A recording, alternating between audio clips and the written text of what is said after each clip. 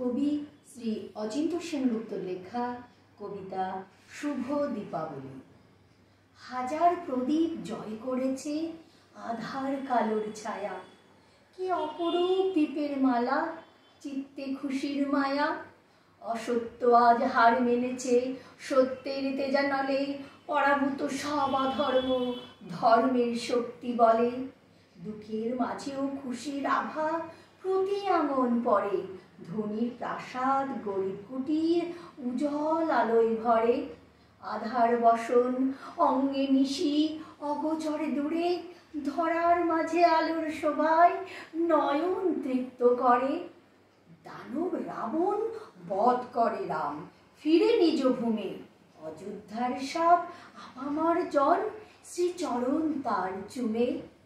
সেই খুশিতে চতুর্দিকে পবিত্র দীপ জ্বালা, শুভ শক্তির বিজয় স্বরূপ দীপাবলির মালা, দীপাবলির মালা।